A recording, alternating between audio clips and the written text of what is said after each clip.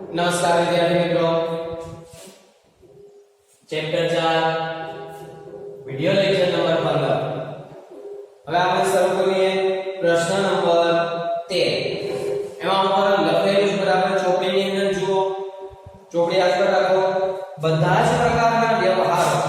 અત્યાર સુધી આપણે શું હતું એક ચોક્કસ પ્રકારના વ્યવહારો આપવામાં આવતા હતા મિલકતના માલના વેપારી વેટાના બેંકના અહીંયા હવે બધા જ પ્રકારના વ્યવહારો આવશે બરાબર છે તો 2014 તારીખ લખેલી છે ઉપર નામ પણ છે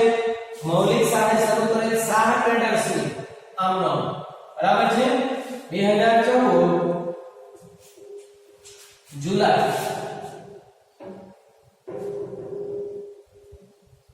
जुलाई 1 पहलो व्यवहार ₹50,000 रोकड़ा 20,000 ना देवादार 10,000 ना माल स्टॉक तथा 5,000 ना लेणदारो लावी धंधो શરૂ કર્યો એટલે કોણે શરૂ કર્યો માલિકે માલિક જે પણ કાઈ મિલકત લાવે બધી મિલકત શું થાય ઉધાર પણ દેવું ઉધાર થાય નહીં આવું વારંવાર બોલું છું જો આમાં દેવું છે 5,000 ના લેણદારો એવું લખેલું છે બરાબર છે એનો મતલબ કે લેણદારે દેવું છે ઉધાર ન થાય બાકીની મિલકતો ઉધાર થાય તો આને નોંધ કઈ રીતે અપાઈ જોઈએ 50,000 રોકડા એટલે લખવાનું રોકડ ખાતે ઉધાર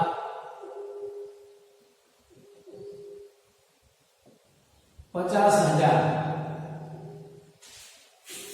પછી 20,000 ના દેવાદાર એટલે લખવાનું દેવાદાર ખાતે ઉધાર 20,000 ત્યાર પછી 10,000 નો માલ સ્ટોક એટલે અહીંયા લખાશે માલ સ્ટોક ખાતે ઉધાર 10,000 તથા 5,000 ના લેણદારો 5,000 રૂપિયાના લેણદારો એ દેવું છે માલિક મિલકત લાવે ને તો બધી ઉધાર થાય દેવું લાવે દેવું ઉધાર ન થાય દેવામાં શું લાવે લેણદારો લાવે દેવી હુંડી લાવે કે પોતાની અંગત લીધેલી લોન લાવે અથવા તો બેંક ઓવરડ્રાફ્ટ લાવે બરાબર આવું કઈ લાવે ને તો એ ઉધાર નહીં કરવાનું એ જમા કરવાનું કારણ કે એટલી મૂડી એની ઓછી થાય તે લેણદાર ખાતે જમા કેટલાનો લેણદાર લેવો 5,000 ચલો હવે આપણે શું કરવાનું આ ત્રણેયનો સરવાળો કરવાનો 50 60 70 80 80,000 માંથી આ 5,000 જેટલું પણ દેવું લાવ્યો હોય એ માઈનસ કરવાનું 80,000 - 5,000 તો 75,000 ની એની મૂડી થઈ તે મૂડી ખાતે જમા 75,000 બાબત છે વિદ્યાર્થી મિત્રો બાબત જે હવે આપણે નહીં લખીએ બાબત જે તમને લખતા હવે આવડે છે એટલે હવે દાખલામાં બાબત જે લખતો નથી સમજ પડી ગઈ પણ પરીક્ષાની અંદર બાબત જે લખવી ફરજિયાત છે ચાલો ત્યાર પછી આગળનો વ્યવહાર બીજો વિજયા બેંકમાં ₹20,000 રોકડ ભરી ખાતું ખોલાવ્યું વિજયા બેંકમાં રોકડા ભરી અને ખાતું ખોલાવ્યું તો વિજયા બેંક લેનાર થાય વિજયા બેંક ખાતે ઉધાર અને રોકડ થાય રોકડ ખાતું જમા એટલે આમ નોંધ થશે વિજયા બેંક ખાતે ઉધાર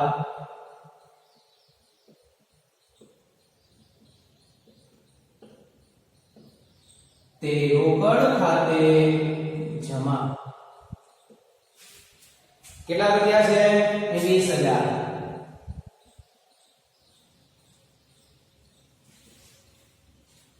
બાબત છે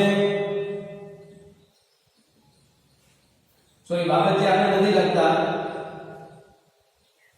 બાબત જે લખવાની વિજયા બેંકમાં રોકડ ભરી ખાતું ખોલાવ્યું તે પછી ત્રીજું ₹20,000 નો માલ સુમન પાસેથી 10% વેપારી વટાવ અને 10% રોકડ વટાવે ખરીદ્યો અડધા નાણાં ચેકથી ચૂકવ્યા ગયા લેક્ચરની અંદર આપણે આની ગણતરી સમજાતા સેમ એજ વ્યવહાર જો ઉપરના દાખલામાં વ્યવહાર છે સાતમો રાધાકિશન વાળો એવો જ વ્યવહાર 20,000 નો માલ સુમન પાસેથી 10% વેપારી વટાવ અને 10% રોકડ વટાવે ખરીદ્યો અડધા નાણાં ચેકથી ચૂકવ્યા તો આપણે અહીંયા ગણતરી કરવી પડશે 20,000 નો માલ છે પેલા કયો વટાવ માઈનસ થાય વેપારી વટાવ ચલો વેપારી વટાવ 10% કરો તો 2000 રૂપિયા માઈનસ કરી દેવાના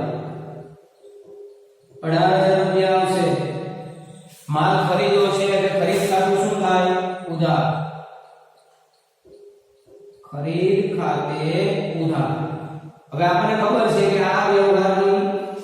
નોંધ કરવી હોય તો વેપારી વટાવની નોંધ ન થાય એટલે એના પર ચોકડી મારી દીધી આપણે માલ કેટલાનો ખરીદો 18,000 હવે શું થયું અડધા નાણા છે એ ચૂકવા તો આના અડધા કરો કારણ કે અડધા વ્યવહાર પર રોકડ વટાવ ઘણા છે અડધા નાણા એટલે 9,000 આ રોકડ વ્યવહાર છે અને આ ઉધાર વ્યવહાર છે ઉધાર વ્યવહારમાં વ્યક્તિનું નામ આવે આ વ્યક્તિ કોણ છે સુમૂલ બરાબર છે એટલે આ સુમૂલ હવે જો આ ખરીદ ખાતું ઉધાર થયું છે એટલે આ બધું શું થશે જમા થશે એટલે સુમૂલ ખાતે જમા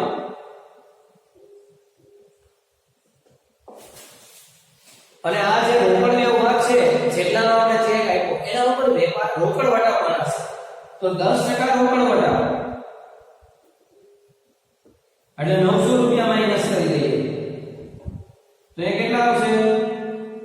8,100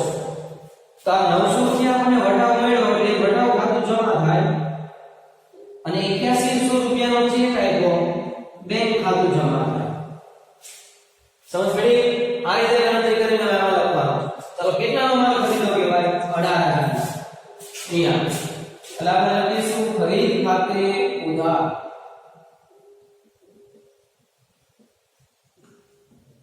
18,000 બરાબર છે તે સુમૂલ ખાતે જમા સુમૂલ ઉધાર છે સુમૂલ ખાતે જમા ન બચાવા તે બેંક ખાતે જમા બેંક ખાતે જમા કેટલા 8,100 અને તે વટાવ ખાતે જમા કેટલા 900 રૂપિયા બરોબર ચલો આગળ વધીએ વ્યવહાર નંબર 4 15,000 નું ફર્નિચર પુનિત ફર્નિચર માર્ટ માંથી 7 પર ખરીદ્યું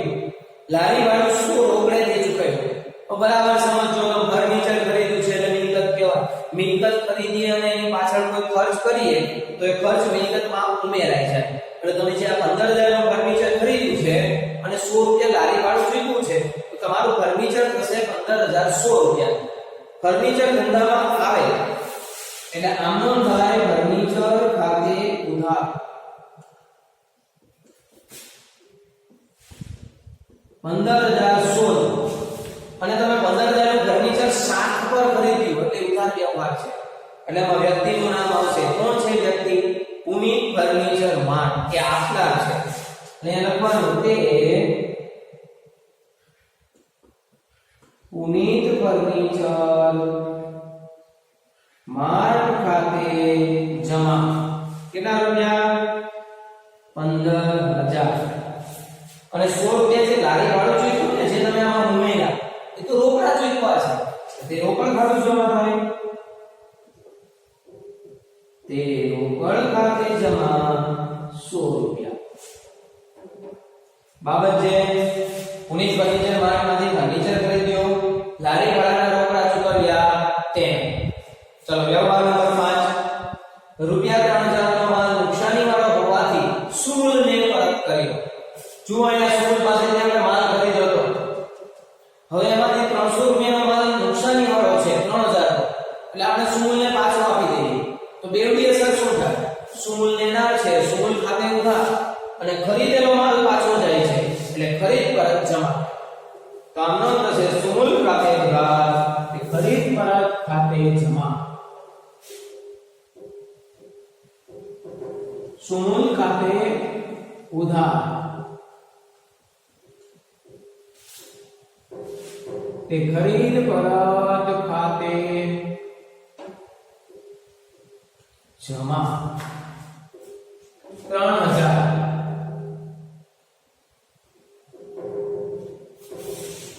બાબત છે સુમૂલને 3,000 નો માલ પરત કર્યો તેના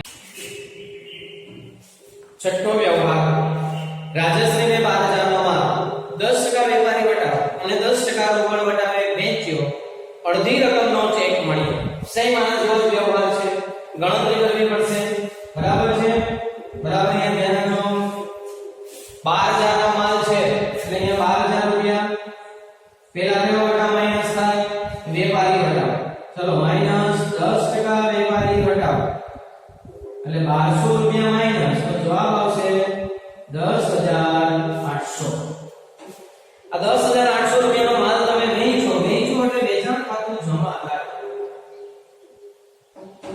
વેચાણ ખાતે જમા.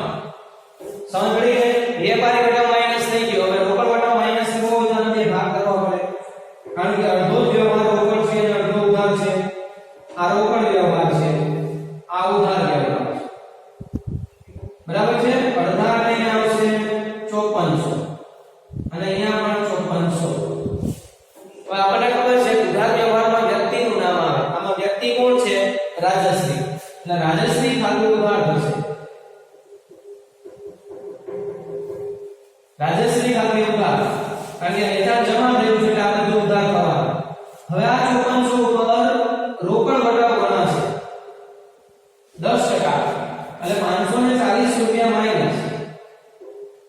તો 540 માઈનસ કરીએ, અહીંયા 6, અહીંયા 4860. આ વટાવ ખાતે ઉધાર થશે અને આ બેંક ખાતે ઉધાર થશે. બરાબર છે? ચલો અહીંયા લખીએ વેચાણ ખાતું જમા કરવાનું છે, આ ત્રણેય રકમ ઉધાર કરવાની છે. એટલે 5400 રાજશ્રી ખાતે ઉધાર.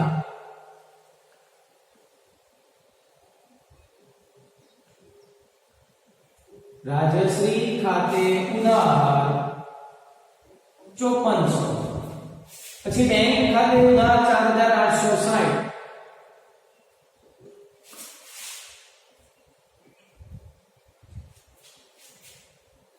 પછી વટાવ ખાતે ઉધાર 540.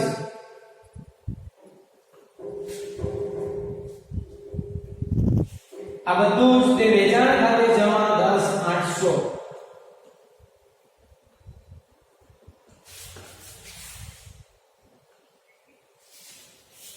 ચલો બરાબર છે? બાબત છે રાજશ્રી પાસે, રાજશ્રીને માલ વેચ્યો, અડધા રકમ ચેકથી મળી તેને. આગળનો પ્રશ્ન આજે છે એના વ્યવહારો એ આગળની લેક્ચરની અંદર સમજીશું, પણ આ બંને ગણતરી તમારે આ પ્રશ્નની અંદર તો લખવાની જ છે, બધું છે નહીં. દાખલો પૂરો થાય ત્યાં તો શરૂઆતમાં